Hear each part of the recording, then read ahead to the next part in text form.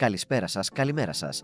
Σήμερα θα μιλήσουμε για ένα έντομο που πολύ ίσως γνωρίζετε από τους λαχανόκηπους ή τις καλλιέργειες, το Trichoplasia enai, ευρύτερα γνωστό ως κόρος του λάχανου ή Cabbage lupar στα αγγλικά. Θα εξετάσουμε τη βιολογία του, τον κύκλο ζωής του, τον ρόλο του στο οικοσύστημα και τη σημασία του, ειδικά για τη γεωργία. Ας ξεκινήσουμε με το τι ακριβώς είναι. Παρόλο που η κοινή του ονομασία περιλαμβάνει τη λέξη σκόρος, είναι σημαντικό να διευκρινίσουμε ότι δεν πρόκειται για τους σκόρους που προσβάλλουν ρούχα ή τρόφιμα. Το Trichoplasia enai ανήκει στην πραγματικότητα στις νυχτοπεταλούδες, στην οικογένεια Noctaginidae. Η επιστημονική του ονομασία είναι Trichoplasia enai. Ο κύριος λόγος που μας απασχολεί τόσο πολύ παγκοσμίως είναι ότι αποτελεί ένα από τα σημαντικότερα γεωργικά παράσιτα. Το Trichoplasia enai περνά από αυτό που ονομάζουμε πλήρη μεταμόρφωση. Αυτό σημαίνει ότι ο κύκλος ζωής του περιλαμβάνει 4 πολύ διακριτά στάδια: το αυγό, την προνύμφη, δηλαδή την γκάμπια, την νύμφη, η χρυσαλίδα και τέλος το ενήλικο έντομο, την πεταλούδα. Ολόκληρος αυτός ο κύκλος, από αυγό μέχρι την εμφάνιση της πεταλούδας, διαρκεί συνήθως από 30 έως 40 ημέρες. Αυτή η διάρκεια επηρεάζεται σημαντικά από τις περιβαλλοντικές συνθήκες, με κυριότερη τη θερμοκρασία. Σε θερμότερες συνθήκες, ο κύκλος ολοκληρώνεται γρηγορότερα. Η ίδια η ενήλικη πεταλούδα ζει σχετικά λίγο, περίπου 10 με 12 ημέρες, χρόνος που είναι αρκετός για να ζευγαρώσει και να αφήσει τα αυγά της επόμενης γενιάς. Ας δούμε λίγο πιο αναλυτικά αυτά τα στάδια. Ξεκινάμε με το αυγό. Είναι μικρά, ημισφαιρικά στο σχήμα και έχουν ένα χαρακτηριστικό λευκοπράσινο χρώμα.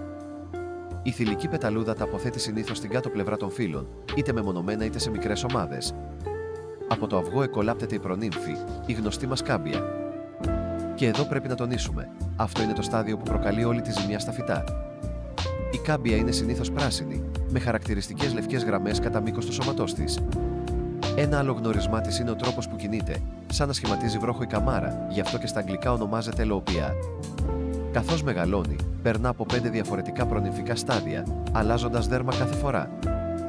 Αφού η κάμπια ολοκληρώσει την ανάπτυξή της, φτάνοντας σε μήκος περίπου 3 με 4 εκατοστά, εισέρχεται στο επόμενο στάδιο, αυτό της νύμφης ή χρυσαλίδας.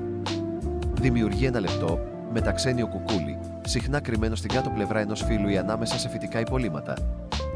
Μέσα σε αυτό το κουκούλι, λαμβάνει χώρα η εντυπωσιακή μεταμόρφωση προς το ενήλικο στάδιο. Η χρυσαλίδα είναι αρχικά πρασινοπή και σταδιακά γίνεται καφέ.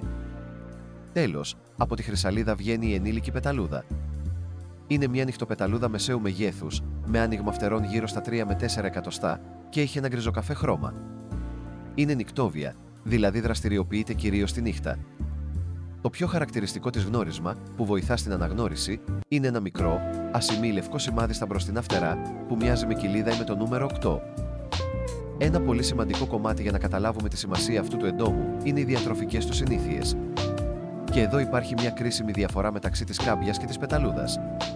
Η κάμπια, όπως είπαμε, είναι το καταστρεπτικό στάδιο. Είναι φυτοφάγο και μάλιστα πολυφάγο, τρέφεται δηλαδή με πολλά είδη φυτών. Έχει ιδιαίτερη προτίμηση στα σταυραθεί λαχανικά λάχανο, μπρόκολο, κουνουπίδι, γι' αυτό και πήρε το όνομά της. Ωστόσο, δεν περιορίζεται εκεί.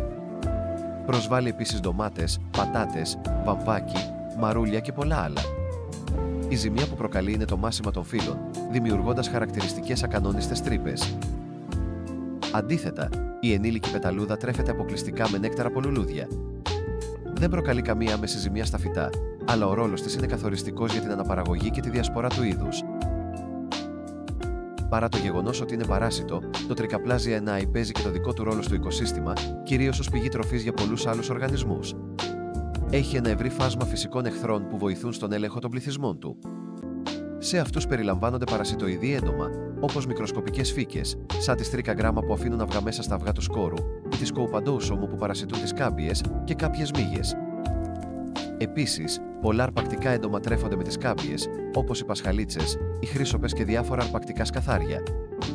Φυσικά, θηρευτές είναι και οι αράχνες, πολλά πουλιά, ακόμα και μικρά θηλαστικά. Τέλος, πολύ σημαντικό ρόλο παίζουν και παθογόνοι μικροοργανισμοί ή βακτήρια, όπως ο γνωστός μας Bacillus thuringiensis CBT που χρησιμοποιείται ευρέως ως βιολογικό εντομοκτόνο και μύκητες που προκαλούν ασθένειες στις κάμπιες. Συνοψίζοντας τις επιδράσεις του, η κύρια είναι φυσικά η οικονομική ζημιά που προκαλεί στις καλλιέργειες. Ταυτόχρονα όμως, αποτελεί βασική τροφή για τους φυσικούς του εχθρούς, ενισχύοντας τη βιοποικιλότητα.